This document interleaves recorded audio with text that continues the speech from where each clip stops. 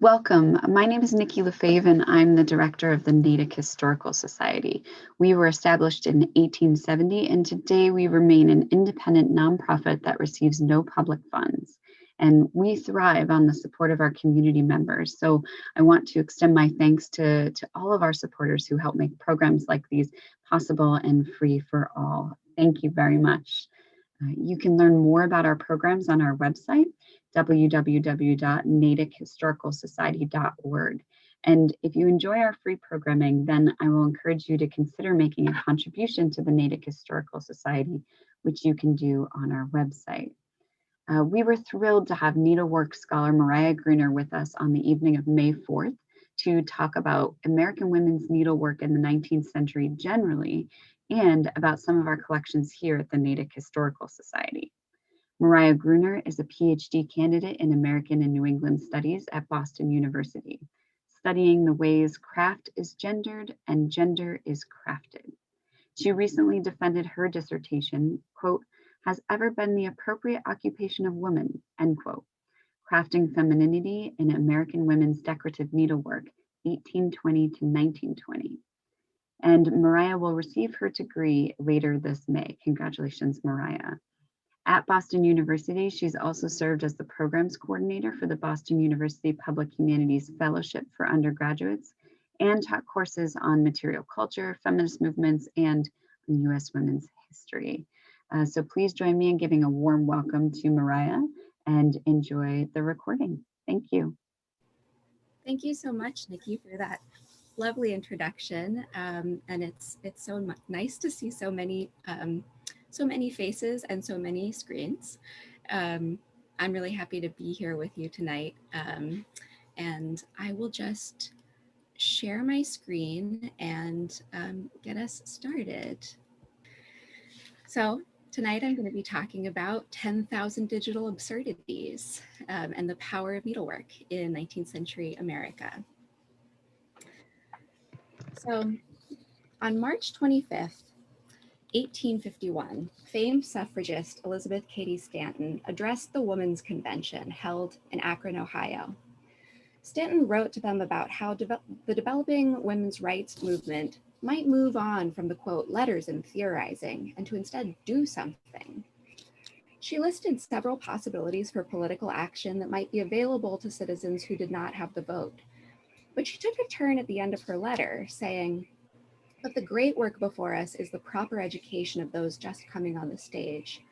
Begin with girls of this day, and in 20 years we can revolutionize this nation. So how best to educate these girls? Stanton wrote emphatically that girls must, quote, abandon the needle, that one-eyed demon of destruction, that evil genius of our sex, which in spite of all our devotion will never make us healthy, wealthy, or wise. This staunch suffragist saw needlework as a triviality that at best wasted women's time and at worst hobbled their minds and hindered their development as full, independent thinking people. And she held firm in this belief. In 1891, she wrote to Eliza Wright Osborne about her utter disdain for needlework and by extension, needleworkers. She wrote with barely concealed disgust about the sight of, quote, any daughters of our grand republic knitting, tatting, embroidering, or occupied with any of the 10,000 digital absurdities that fill so large a place in the lives of Eve's daughters. Criticizing Osborne herself, she proclaimed that she felt it was impossible for conversation to rise above a wash rag level when speaking with someone occupied with, quote, a rag 1 foot square.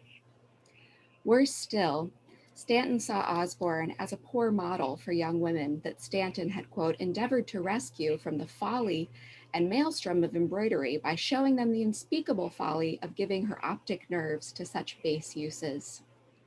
It was a position she'd long held, and she wasn't alone in it.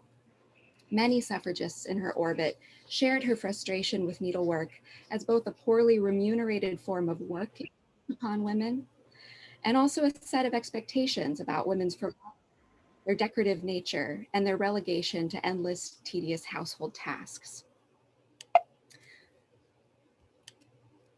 Yet, many suffragists actually embraced the stitch as an index of their worthy womanhood, a sign that their politics were not incommensurate with textile work and, by extension, domestic benevolence and even expertise.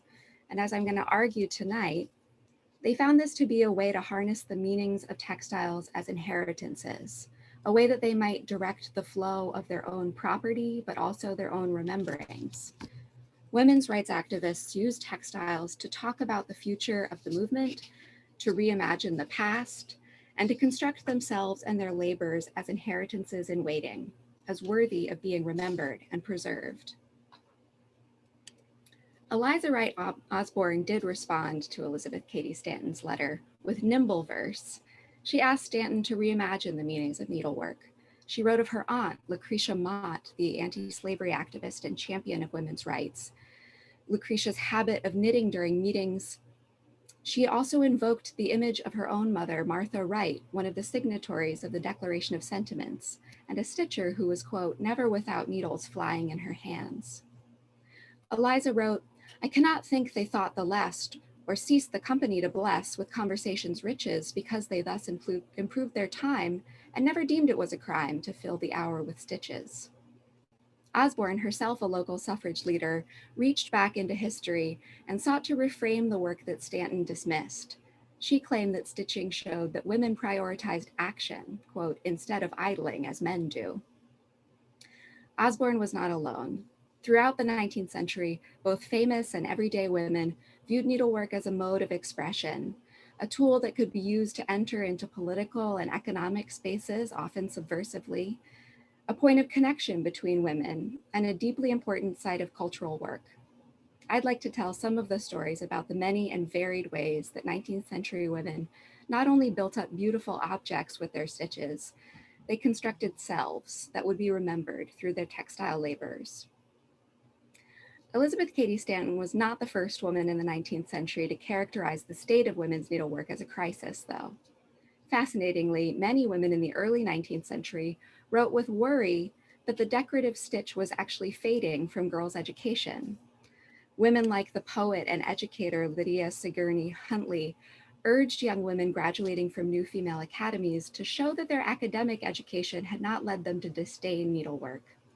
As women's educational opportunities expanded, she argued, women must not abandon their needles. Not only were they signals of propriety and objects of duty, but in her eyes, quote, needlework in all its countless forms of use, elegance, and ornament has ever been the appropriate occupation of women. It has been their duty and their resource. To her, it was a fundamentally feminine form that offered connection to a long, unbroken chain of past women. This idea of needlework's relationship to the past has a really long history. It's often repeated throughout the 19th and early 20th century, and I think many people still associate things like embroidery with the idea of tradition or history. But I'd actually like to spend a little bit of time thinking about needlework's relationship to the future. And to do that, I'd like to turn our attention to some of the fascinating objects in the collections of the Natick Historical Society. These pieces of needlework, samplers for the most part, illustrate some of the history of needlework's relationship to the future. So let's first take a look at Sally Kimball's cheerful sampler, stitched in 1812 when she was 12 years old. This is a classic version of what's known as a marking sampler. Before we start thinking about this and what it says about the future, I want to talk a little bit about just what a sampler is. It's a needlework form that originally developed as a kind of repository, a material reference document where women would stitch embroidery patterns and motifs that they might want to use in a later project. An early sampler could be understood as a series of examples for future work. And that's, in fact, exactly where the term came from. As early as 1530, a sampler was defined as an exemplar for women to work by. And we can note that it's gendered from this very first definition. So this form evolved over centuries. By the 18th century, the most common sampler was the band sampler. A few examples are pictured here. A long, skinny stretch of fabric, usually linen, onto which were stitched horizontal motifs that might be worked as borders or other motifs on future textile projects. Eventually, the marking sampler developed.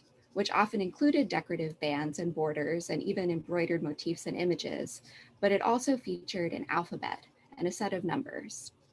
These letters and numerals were considered useful to learn alongside fancy embroidered stitch patterns, as they might be used to mark a woman's linens as her own.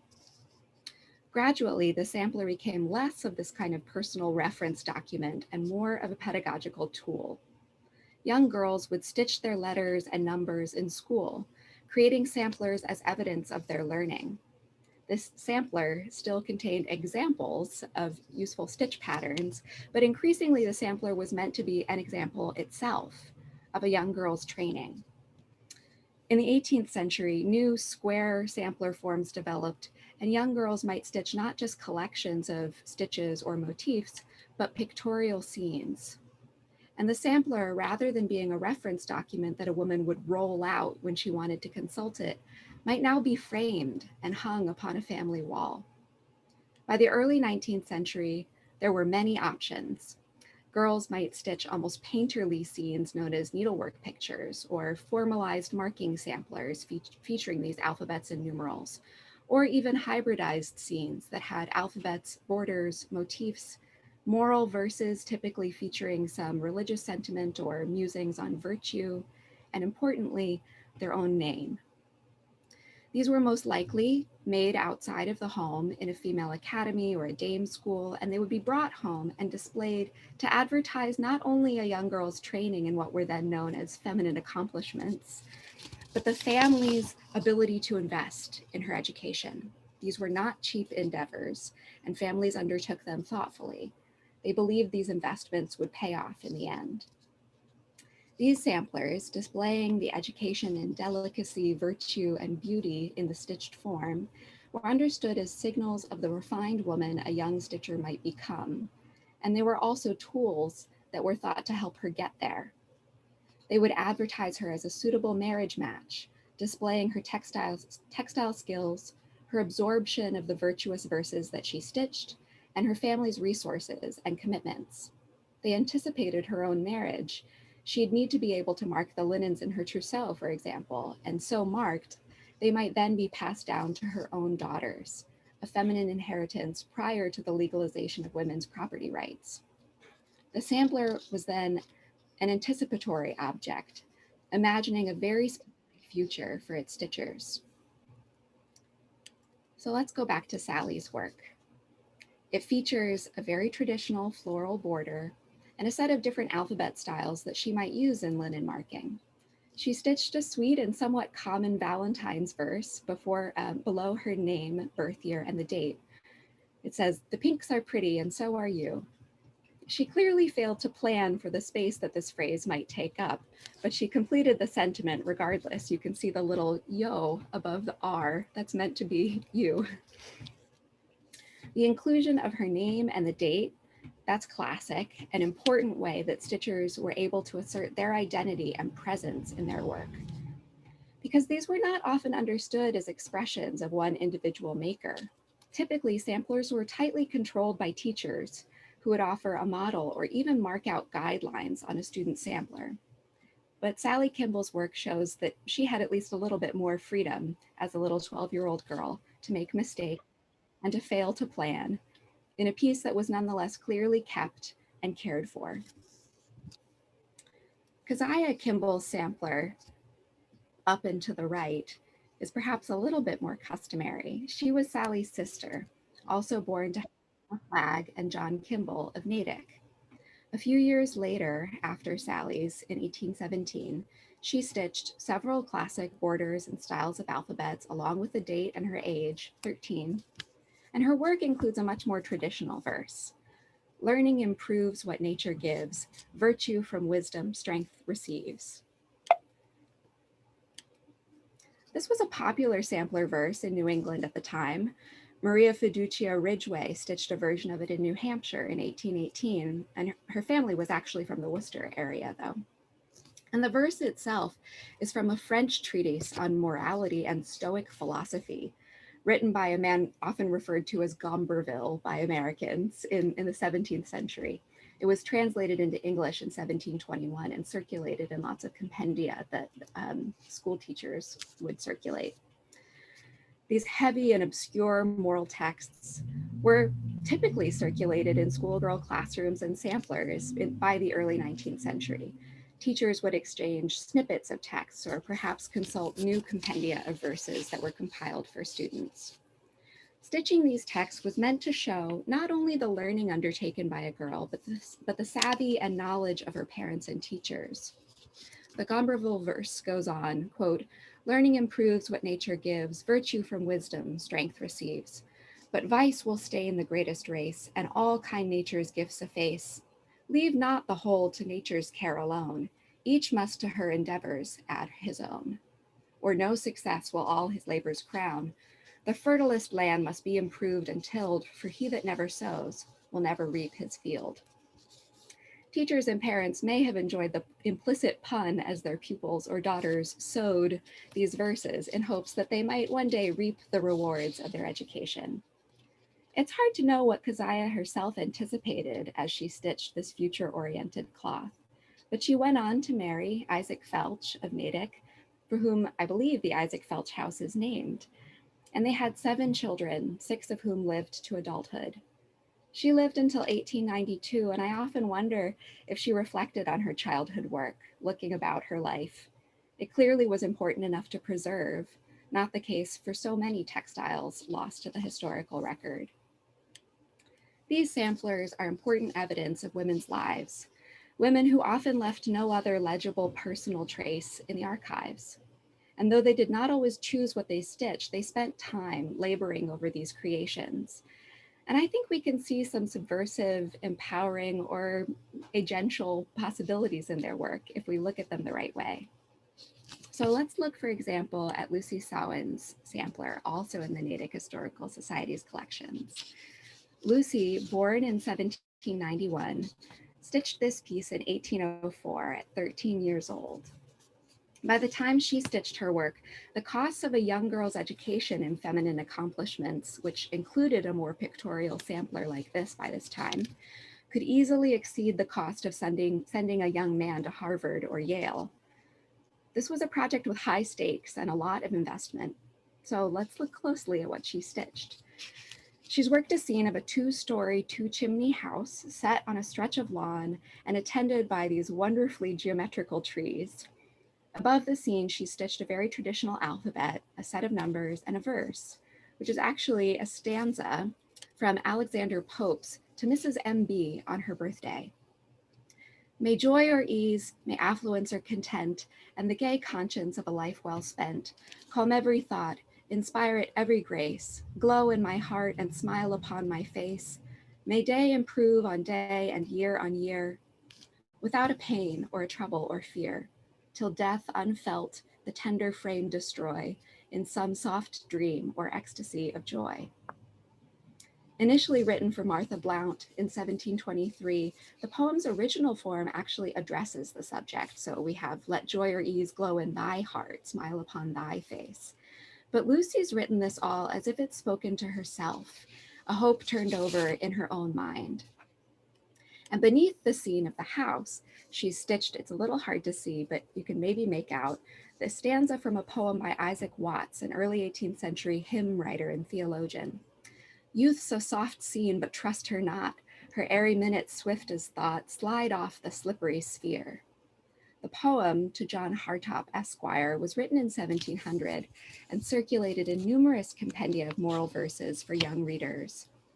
The sampler was meant to signal not only Lucy's education in serious virtue and her skepticism about worldly beauty, but her immersion in British works of fine culture. Each poem also seems to orient her to the future. Pope's words marking hope for a life well spent and an easy death. Watts's words noting the brevity of youth. And verses about the coming of death and the brevity of youth were commonplace in early American samplers, particularly popular in the context of Puritan colonies. One of the most common verses in 18th century samplers was some spin on, if this you see, remember me, a take on the memento mori. For example, Martha Earle's sampler, stitched circa 1787, reads, "Martha Earle is my name, Hackensack is my station, heaven is my dwelling place, and Christ is my salvation. When I am dead and in my grave and all my bones are rotten, for this you see, remember me, that I are not forgotten." This was an immensely common phrasing, rotten bones and all. And indeed, people did look back upon these samplers and remember. Martha Earle's sampler is actually in the National Archives because she entered it as evidence when she helped her mother claim her right to a pension because of Martha's father's service in the Revolutionary War. This sampler served as a testimony to Martha's birth and her parents' relationship as it marked her date of birth. Martha's mother was awarded her widow's pension, and the pension office kept this sampler.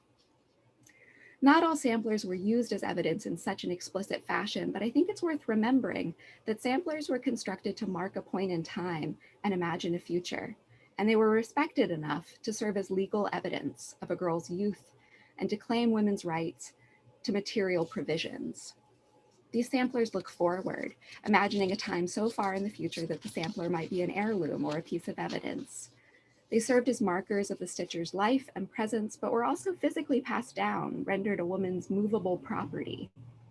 In a time when married women could not own property, samplers still typically remained in the maternal line, passed down from mother to daughter. They might have marked the brevity of youth, but they also anticipated their future status as inherited objects. They persisted, as material objects often do. It's one material object depicted on Lucy's sampler that I want to spend a little time with, because the house she stitched was also becoming an important signal at the time. Although samplers featuring buildings generally and houses more specifically have been found in the United States since before its founding as a nation, it's in the first 4 decades of the 19th century that they become almost ubiquitous in schoolgirl samplers. Again, in this time period, most women could not own property. Governed by the laws of coverture, married women were, quote, covered by their husband's civic identity, and single women typically were covered by their fathers. Widows or adult unmarried women might own property. The argument was that this protected younger women and married women from the responsibilities of a political and public life. Unable to own property, lodge a lawsuit, vote, or draw up a contract, married women were constructed as private persons with little to no public identity. In the first few decades of the 19th century, though, women started to agitate for property rights, arguing that the protections of coverture also denied them almost all of the privileges of citizenship. Mississippi became the first state to pass a married women's property law in 1839, honestly, most likely to protect the institution of slavery. But most states did not follow suit until the second half of the 19th century. And it's during this time, this sort of first 4 decades of the 19th century, that depictions of the outsides of houses become incredibly popular in schoolgirl samplers, especially like Lucy's, alongside statements about virtue, a kind of feminine seriousness and rejection of frivolity and youth.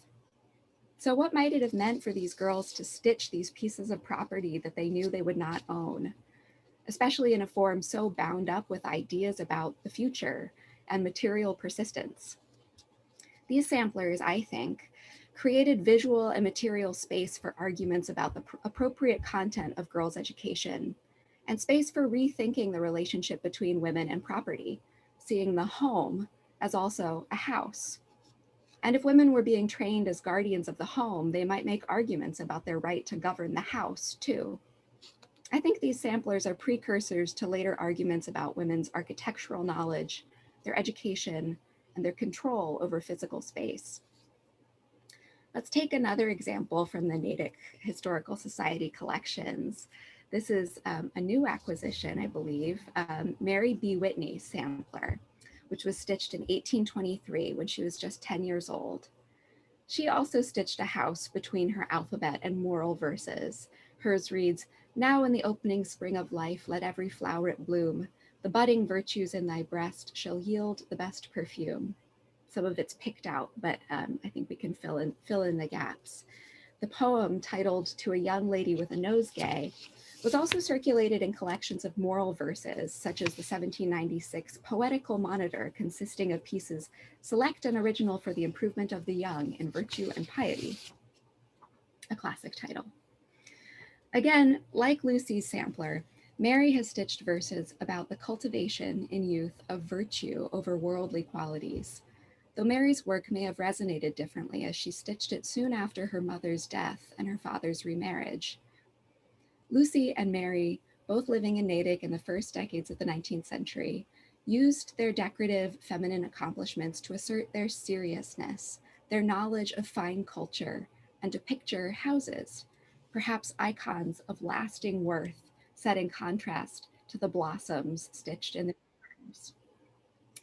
The house in each sampler and to stabilize with its symmetrical form and its solid presence on the stitched lawn. These houses were typically not depictions of a young girl's actual home, though, as some used to believe. Instead, they're house types, typically forms that were selected with great care. Families even got involved in these choices. For example, one Rhode Island merchant named Olney Windsor is known to have written to his wife in the 1780s to express his struggles in finding, quote, a draft of a suitable building to put in Nancy's sampler. His daughter, Nancy, attended the famous Polly Balch Needlework School in Providence, and her family was very conscious about how the selected building would reflect on their family. Building forms were deeply important in the literal and symbolic construction of the new nation. These pieces of needlework seem then to be answers to a variety of anxieties about the new nation and young women's place in it. In the opening decades of the 19th century, cultural commentators began to argue fervently about the role of needlework in women's education. Was it an essential component of an elite young woman's training, a frivolous task, preparing women for motherhood and domestic life, or a way to include more academic forms of training within culturally acceptable modes? In 1826, a writer for the New England Galaxy opined that needlework education was no longer sufficient to prepare women for their futures. The writer argued that it was, quote, grievous to see time spent in superfluous stitching, which should be devoted first to the acquirement of sound bodily health and next to the cultivation of mind. They went on to suggest that feminine accomplishments might no longer be beneficial advertisements for a young woman on the marriage market, as no husband would want to, quote, look at some poor sickly things, atrophied by ornamental education. But a piece in the Lady's Garland countered this, asking, is the education of a young lady rightly conduced when the accomplishment of needlework does not form a prominent part? We think not. That accomplishment is of great value to every female who prizes nicety and would not be slavishly dependent on others' skills. How extremely dependent must that lady be who has fostered an utter dislike toward needlework? We pity her. These were real disagreements, and at the core of them was a question about what girls were being trained for, why their parents were investing so much money in their education and feminine accomplishments. And I see the house as actually one possible strategy in addressing this question. The building sampler fused traditional domestic forms that anticipated women's interior place within the home with an image of the exterior of the house, a piece of property. Linked with such verses as Mary Whitney's assertions of developing virtue and Lucy's statements about the progress of life away from youthful carelessness, the image of the house gave another mark of these girls' training in industriousness, self-regulation, and assiduous acquisition of knowledge. That knowledge included poets like Alexander Pope and French philosophers, but it also included things like architecture and even cartography and geometry. In these years, female academies were beginning to introduce these academic subjects into their programs, arguing that a woman's knowledge of the management of space was a core part of her responsibility as a wife, mother, and citizen. In the 1820s, embroidery teachers even introduced methods like that of similar figures, a cartographic and pictorial method for converting complex irregular shapes into scalable gridded fragments. This tool was used in geography, geometry, and needlework. There's an incredible fusion happening at this time between traditional feminine education and new, more progressive ideas about giving girls access to academic subjects, and perhaps training them for a life not entirely encased inside the home. Emma Willard was one such educational reformer at the forefront of this movement. She understood that parents needed to know that their daughters were being trained in traditional feminine accomplishments like needlework in order to embrace their study of fields like algebra or natural science. Although she personally regarded purely decorative needlework as a waste of time, she still ensured that girls were taught it at her schools and that parents were assuaged of any of their fears of novelty. And the study of architecture helped bridge some of those gaps. Indeed, the field of architecture was a space where women and girls got particularly interesting early access. It was a space where they could fuse their existing cultural domain over the home with more professional or academic learning. House plans were circulated in women's magazines, and young girls stitched building from architectural sketches and speculative plans. They were meant to absorb the meanings of these often federal style house types, their rigid symmetry and easy translation into the gridded space of the sampler. But they were also understood to communicate a knowledge of the house's underlying principles of rationality, self-management, and a nation built upon house forms that reflected well-governed citizens within. So I think of these architectural samplers as really savvy arguments that could calm people's fears about changing ideas about womanhood in the opening decades of the 19th century. I see them as really interesting places where girls could start to construct visions of houses, not just homes, but houses governed with feminine authority. Ideas about women's benevolence and governance within the home radiated outwards in these samplers, orderly trees set along a smooth and extending lawn. The virtue that Mary stitched of, typically thought of something cultivated within the home, was extended outwards, perhaps creating space for new visions of women's influence in public life. Other reformers like Catherine Beecher and Louisa Tuttle literalized this in their publications in the 1840s. Beecher, though she was known for opposition to suffrage and known for the conservatism of her belief in separate spheres for women and men, argued explicitly that women's management of property and their knowledge about appropriate spatial arrangements was key to helping them raise moral, educated American citizens. Building samplers may have been a way that teachers introduced these concepts without necessarily seeming to disrupt the existing understanding of a young girl's appropriate education. These works argued that women were trained in knowledgeable, careful management of the home, that they were educated in virtue from a young age, and that they needed to be equipped to defend the home, potentially against the poor choices of husbands whose debts or absorption in the vagaries of the speculative market might result in the loss of their homes. These are many arguments taken up in the early 19th century about why married women should be able to own property. They argue that it's precisely their role within the home that fitted them for moving beyond its interior. I think it's also important to name here that I see this practice as inseparably linked to American settler colonialism. The national significance that these women often fitted for them was expressly understood as bringing virtue, order, and civilization to an expanding nation. Girls in new settlements often stitched building samplers that reflected the dispossession of native lands and the building of new houses that settlers saw as justification for their place, as bringing productivity and rationality to the land. And indeed, these samplers did connect to some of these early moments of settlement.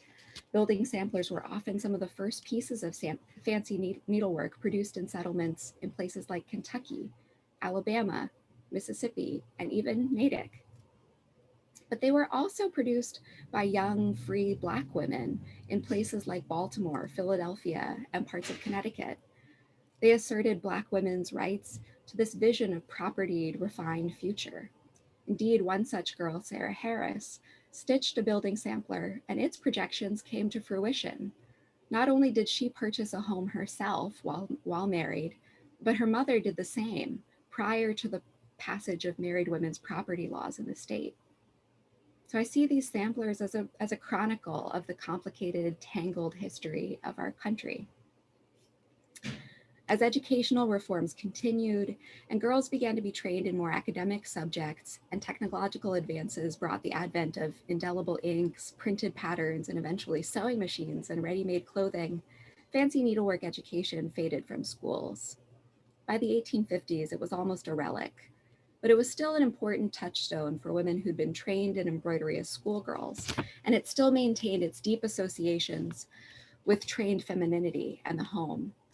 In fact, a lot of my research is actually on how abolitionist women use needlework's connections with the home to justify their own participation in anti-slavery politics. They started anti-slavery sewing circles, stitched samplers, work bags, and pinballs that proclaimed their opposition to slavery and called attention to the implication of Northern homes in the theft of enslaved labor, often through cotton. And they explicitly rejected their critics, who threatened and ridiculed them for speaking out publicly and overtly involving themselves in politics. They argued that their use of the needle clearly justified their participation. It was their moral domestic duty. I've wondered if Lucy Samhain ever participated in this or knew anyone who did. Her brother Moses was known as a committed abolitionist, and these absolutely were sewing circles that that she might have known about. It's possible. But let's return to that Elizabeth Cady Stanton quote that I started the evening with, when in 1851 she argued that one of the key missions of the suffrage movement had to be stamping out girls' education in needlework for their own good. Though she got her start in the abolitionist movement, Stanton rejected the idea that women might find empowerment by reframing the tools of domesticity. And in many ways, she was speaking to a turning tide. Though women continued to stitch at home and were dominant in the textile trades, decorative embroidery was taught less and less as a feminine accomplishment, and women's rights activists, by and large, did not embrace the stitch until much later. Grace Edwards, Governor Carver's chair, which is also in the Natick Historical Society collections, this reflects some of these later positions that I start to see happening in the 1880s. This piece, stitched in 1886, reflects a nation well into the colonial revival, sparked by the centennial in 1876. By this time, women were starting to reimagine the value of early American needlework that had faded from being taught in schools. And they started creating space for themselves as experts and professionals based on their knowledge of colonial stitch forms. I've done a bit of research on Grace Edwards, who I think to be the storied Brookline area philanthropist and art collector born in 1868. So she would have been 20 when she stitched this, which seems about right for this time period. She was a member of the DAR and the Bostonian Society, and clearly deeply interested in her own connections to a colonial past. She collected fine art, and it seems to me likely that she stitched this fascinating little piece, which shows a shift in the understanding of the capacities of needlework. Now, family heirlooms might also be considered artifacts. In this time, museums began collecting needlework. Women started businesses based on the revival of colonial patterns, and women began publishing books on historical needlework, typically tracing back to exactly the time Grace Edwards documented. And many women stitched exactly this specific chair, considered a material linkage to the Mayflower and the Pilgrims who landed at Plymouth Rock. Here's one that's in the collections of Historic New England. The chair is almost identical to Grace Edwards' piece. There was something of an obsession with these sites in the later 19th century, in part because of rising white nativist sentiments and an imagined white past. But regardless, Governor John Carver's chair became a popular needlework motif for many reasons, one of which was to signal a way of connecting to this mythic history. Grace's work, though stitched on perforated paper and featuring only very simple stitches, mostly cross-stitch, was still a claim to her authority. And I think we're participating in that, actually. Her documentation of an artifact has itself become an artifact, maintained in an archive and seen to convey something special, something true about her and the moment in which she did her work. By this time, needlework was starting to reemerge from its dismissed place, doing so through its perceived connections to American history. The Deerfield Society of Blue and White Needlework began in 1896, eventually becoming a thriving business modeled on colonial aesthetics. Inspired by the arts and crafts movement in Britain and William Morris's interest in medievalism, Americans turned instead to their mythic past, the colonial era. It mattered little, perhaps, that Governor Carver's chair was likely not actually brought across the Atlantic on the Mayflower. Recent chemical analysis by the Pilgrim Hall Museum shows that it was likely made in America. What was important, though, was that women were once again seeing needlework as a medium with national significance, something that they could use to highlight their own connections to American history and to make room for themselves in public discourse and space. Women like Grace Edwards, whose needlework insisted that stitchery was connected to a storied American past, set the stage for other suffrage stitchers, like Alice Paul, the leader of the National Women's Party, who even began to pose as the Betsy Ross of stitching, Betsy Ross of suffrage, directly linking women's suffrage work to the mythic fabric of American history. Although these women actively moved outside the boundaries of domestic femininity, they did not dismiss the needle as the one-eyed demon of destruction that Elizabeth Cady Stanton referred to it as, or even a sign of women's wasted capacities. Instead, they embraced it as their own and bent it to their own purposes.